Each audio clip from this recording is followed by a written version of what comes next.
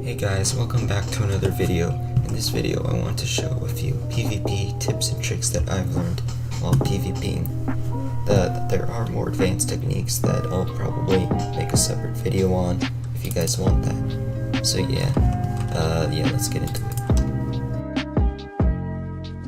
Aim is the most important part of PvP. If you can't aim on someone, you're never gonna hit them. So learning to put your cursor on the block person is very important. So yeah, it's pretty self-explanatory how this works. Let me just fight him with bad aim and then with good aim just to see like kind of how it works. Okay, this is with bad aim. See, I'm barely getting hits off of him.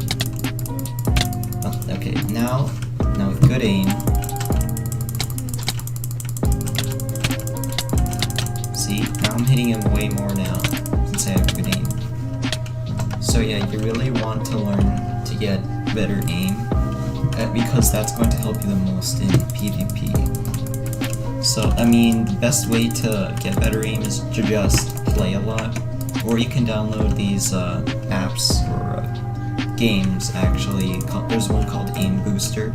If you play those, they supposedly improve your aim a lot. So yeah, if you want to go really hardcore, then download one of those or just play a lot.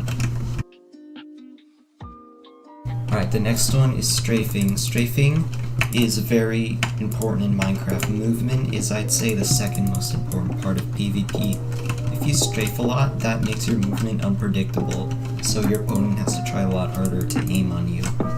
And if you look at pros play, almost all of them strafe a lot when they fight, so it's really important to learn. There isn't a set way of strafing to teach you. The best way of strafing is to just try to be as random as possible when you do it, because that makes it harder for your opponent to hit you. So yeah, let me demonstrate strafing and then let me demonstrate not strafing and strafing. Alright, this is not strafing. See, we're trading a lot. It's not that hard for him to aim on me. So now let's do it with strafing.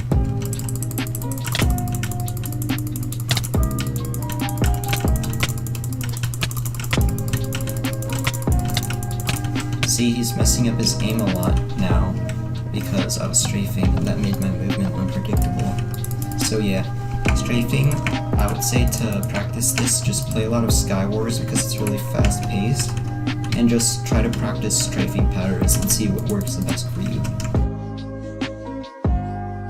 Alright, the next one is block hitting. Block hitting is very useful in PvP because it allows you to get really good combos on people and keep combos. Pretty much does is it makes you do more knockback and it resets your sprint. When your sprint gets reset, that makes you do more knockback and it makes you take less knockback too. And it stops your momentum so you can get combos and make distance between you and the opponent. So yeah, when you time block hits, you want to time it right after you hit someone. So as soon as you see their body turn red, you want to block it, because that makes it a lot easier to get combos. So yeah, let me demonstrate this.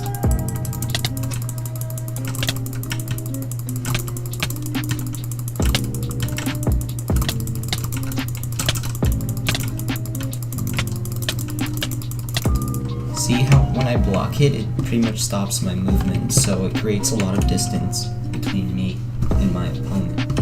So that makes it so I can keep my distance and keep combos.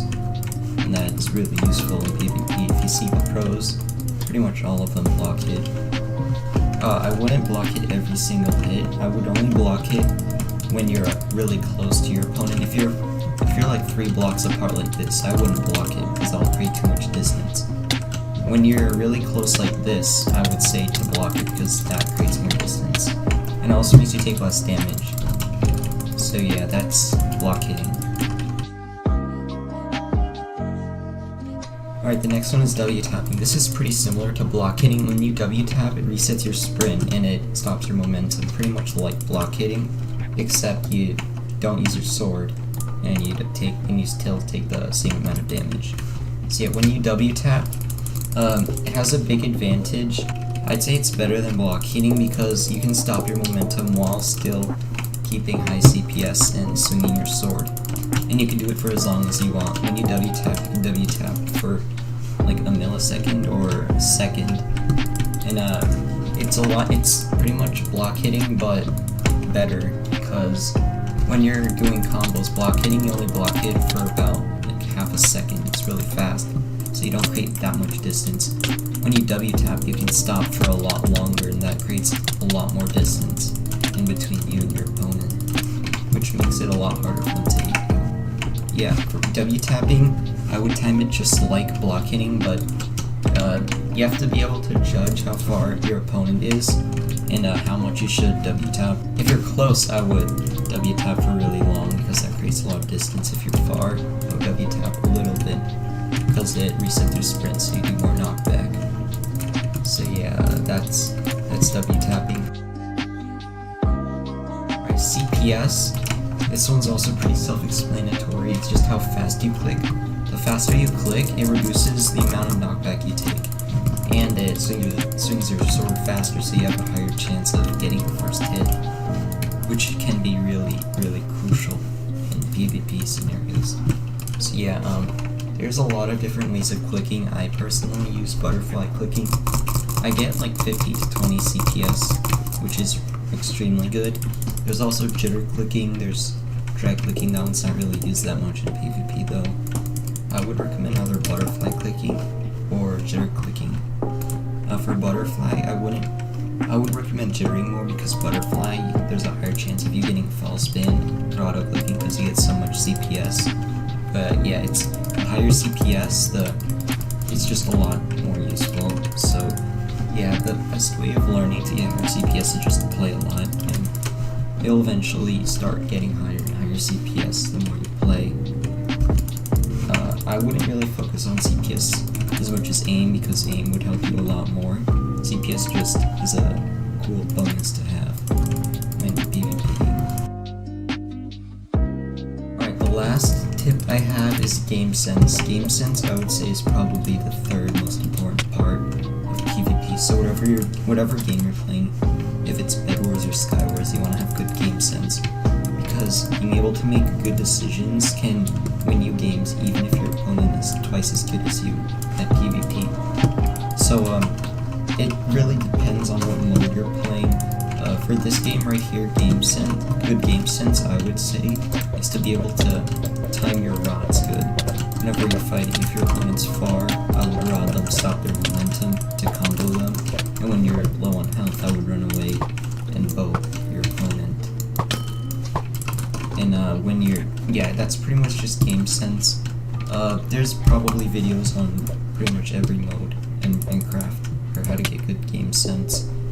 Like, if in Sky Wars, I would say that mode, game sense, is extremely important, because yeah, it's just really good to have good game sense. Like, there's players like Gamerboy80, they're not known for being the best at PvP, but they just have such good game sense that they still manage to beat almost everyone at Bed Wars.